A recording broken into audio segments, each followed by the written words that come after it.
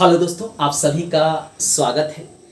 आज हम पॉलिटी का सबसे इम्पोर्टेंट चैप्टर भाग 1 के तहत संघ और उसका राज्य क्षेत्र के बारे में पढ़ेंगे। हमेशा इससे विभिन्न एग्ज़ाम में, चाहे वह बीपीएससी हो, यूपीपीसीएस हो या रेलवे या बैंक का एग्ज़ाम हो, 1 या 2 प्रश्न देखने को मिलते हैं। हम इसको डिटेल में पढ़ेंगे, जानेंगे कि किस अनुच्छेद में क्या कहा गया है, भाग 1 के तहत कितने अनुच्छेद भाग 1 के तहत रखा गया है, क्या क्या उसमें प्रावधान किया गया है, इस सभी को हम डिटेल में पढ़ेंगे। दोस्तों, भाग 1 में संघ और उसका राज्य क्षेत्र के बारे में कहा गया है और इसके लिए अनुच्छेद 1 काफी इंपॉर्टेंट है। इसमें कहा गया है कि इंडिया अर्थात भारत राज्यों का संघ है। इंडिया अर्थात भारत राज्यों का संघ है। यहां इंडिया भी कहा गया है और भारत भी नाम लिया गया है। क्यों लिया गया है, आइए पहले इसको जानते हैं। जब भारत का संविधान लिखा जा रहा था तो बहुत से ऐसे लोगों का कहना था कि केवल इंडिया ही नाम रखा जाए। बहुत लोगों का मानना था कि नहीं, हमको प्राचीन नाम जो भारत है, भारत का, उसको रखा जाए। तो ये विवाद जो है जन्म ले रहा था, तो इसको देखते हुए दोनों नाम को रखा गया, अंग्रेजी में इंडिया और हिंदी में भारत। और कहा गया कि राज्यों का संघ है। राज्यों का संघ का अर्थ होता है कि भारत से अगर कोई राज्य चाहे कि हम अलग होकर कोई देश बन जाए तो वह संभव नहीं है। जबकि अमेरिका में सभी राज्य मिलकर एक देश का निर्माण किए हैं और उसमें यह प्रावधान है कि चाहे तो वह अलग हो सकता है। लेकिन हमारे जो संविधान निर्माता थे, उन्होंने जब भारत का संविधान लिखा तो उन्होंने पहले ही स्पष्ट कर दिया कि भारत से कोई भी राज्य अलग नहीं हो सकता है। जैसे अभी खालिस्तान मूवमेंट हो रहा है, आपको पता है, पश्चिम में पंजाब में, तो वहाँ पे अलग होके जो पश्चिम पंजाब है वह पाकिस्तान में है, पूर्वी पंजाब भारत में है, बंटवारा के समय उसको एक करके खालिस्तान बनाने की मांग चल रहा है। लेकिन जिस तरह से हमारा संविधान लिखा गया था और अनुच्छेद 1 में जिस तरह कहा गया है कि भारत से किसी भी राज्य को अलग होने का अधिकार नहीं है, वैसे स्थिति में खालिस्तान का निर्माण ही नहीं हो सकता है। हमारा जो पंजाब है वह भारत से अलग नहीं हो सकता है, यानी इंडिया से अलग नहीं हो सकता है। तो अनुच्छेद 1 के तहत ये बात कहा गया है, आर्टिकल 1 के तहत ये बात कहा गया है। अब आर्टिकल 2 यानी अनुच्छेद 2, ये अनुच्छेद 1 था और ये 2। इसमें कहा गया है कि अगर कोई क्षेत्र भारत में आना चाहता हो तो उसे भारत का क्षेत्र बनाया जाएगा। जैसे मान लीजिए कोई कभी पाकिस्तान का कोई ऐसा क्षेत्र जो भारत में मिलना चाहता है, या पाकिस्तान ही कभी मन करे कि भारत में मिल जाए, या नेपाल ही भारत में समाहित होना चाहे, तो उसे अनुच्छेद 1 के तहत उसे भारत का अंग बनाया जाएगा और उसे राज्य का दर्जा दिया जा सकता है। तो यहाँ पे कहा जा रहा है कि अनुच्छेद 2 के तहत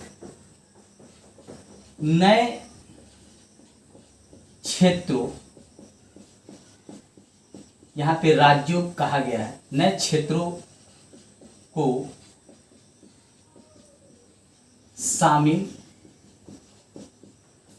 किया जा सकता है। उदाहरण के लिए जैसे पाकिस्तान को भारत में शामिल कर लेना। एक उदाहरण के तौर पे हम यहाँ आपको बताएं। कहने का अर्थ है कि अनुच्छेद 2 के तहत भारत में कोई भी क्षेत्र, विदेशी क्षेत्र जो भारत का अंग बनना चाहता है, उसको भारत में शामिल किया जा सकता है। यहाँ भारत के अंदर के राज्यों को शामिल करने की बात नहीं हो रही है। जो हमारे 28 राज्य और 8 केंद्र शासित क्षेत्र हैं, उनको शामिल करने की बात नहीं हो रही है। यहाँ भारत में नए क्षेत्रों को शामिल करने की बात की जा रही है। अब अनुच्छेद 3 में क्या कहा गया है?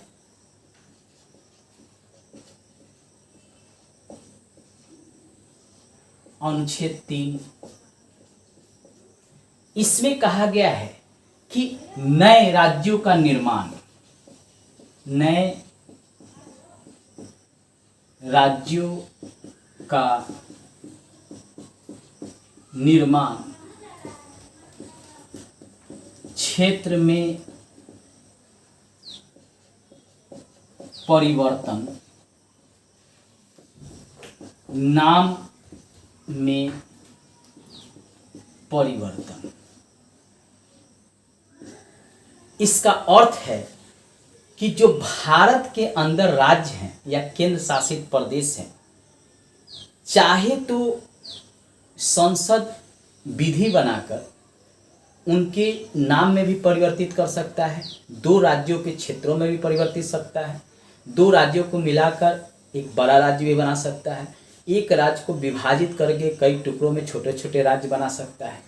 ये इसमें अधिकार दिया गया है। या केंद्र और राज्य को मिलाकर एक नया राज्य बना सकता है, या राज्य को केंद्र शासित प्रदेश में परिवर्तित कर सकता है। उदाहरण के लिए, जैसे जम्मू कश्मीर पहले क्या था? पहले राज्य था। पहले ये क्या था? पहले राज्य। वर्तमान में केंद्र शासित प्रदेश। 2019 में आपको पता है कि इसे केंद्र शासित प्रदेश के रूप में बनाया गया है, और जम्मू को अलग किया गया, जम्मू कश्मीर को, और लद्दाख को अलग किया गया। 2 भागों में इसे विभाजित किया गया है, और इसे जो है केंद्र शासित प्रदेश के रूप में मान्यता मिला। इसके लिए है कि वहाँ का जो विधानसभा है जिस राज्य का, या केंद्र शासित प्रदेश में जो विधानसभा है, या वहाँ पे विधानसभा नहीं भी है केंद्र शासित प्रदेश में, जहाँ पे है विधानसभा, वहाँ से राष्ट्रपति जो है उनसे विचार मांगेगा कि क्या इस राज्य को 2 भागों में विभाजित कर दें, या इसमें कुछ अन्य राज्य को क्षेत्र को मिलाकर जोड़ा जाए। तो वहाँ का जो विधानसभा है उस राज्य का, वह जो है अपनी सिफारिश या जो उनके विचार होंगे वो राष्ट्रपति को भेजेगा। एक निश्चित सीमा होता है, उसके अंदर भेजना होता है। लेकिन ये जरूरी नहीं है कि राष्ट्रपति इस बात को माने। हो सकता है कि राष्ट्रपति उनके विचार से सहमत नहीं हो, फिर भी राष्ट्रपति की अनुमति से संसद विधि द्वारा ऐसा कर सकती है, यह संसद को अधिकार है। तो इसी आधार पे आपको पता है कि 35A और 370 जो जम्मू कश्मीर में था उसको हटाया गया, और इसे जो है राज्य से केंद्र शासित राज्य के रूप में परिवर्तित किया गया। उसी तरह बिहार से झारखंड को अलग किया गया, एक राज्य का 2 भागों में विभाजित किया गया, एक बिहार रहा और उससे अलग होकर झारखंड बना। तो संसद को अनुच्छेद 3 के तहत ये अधिकार दिया गया है। अब आइए अनुच्छेद 4 को भी जानते हैं।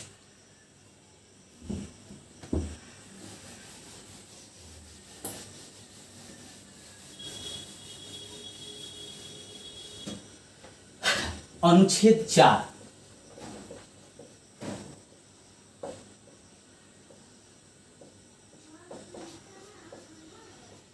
इसमें कहा गया है कि अनुच्छेद 2 और 3 को अनुच्छेद 368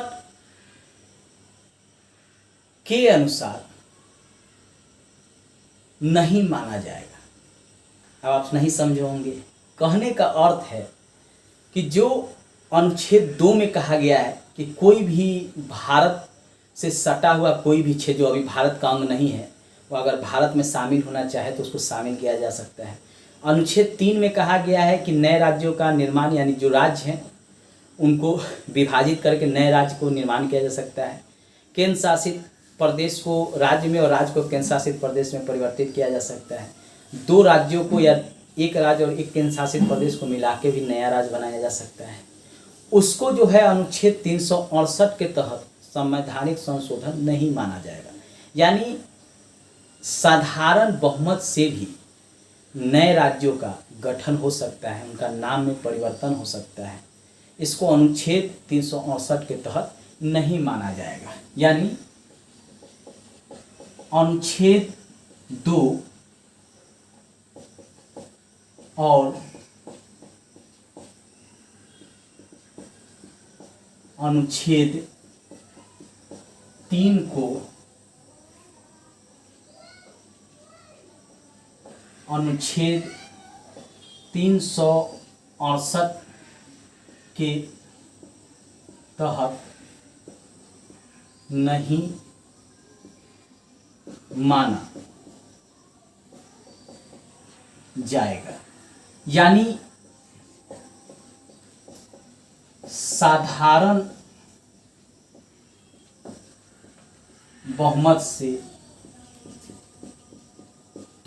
राज्यों का निर्माण, नाम में परिवर्तन आदि किया जा सकता है। यहाँ से आदि हटा दीजिए, ठीक है, किया जा सकता है। कहने का अर्थ है कि इसे अनुच्छेद 1 और अनुच्छेद 2 और अनुच्छेद 3, जिसमें से अनुच्छेद 2 और 3 को अनुच्छेद 368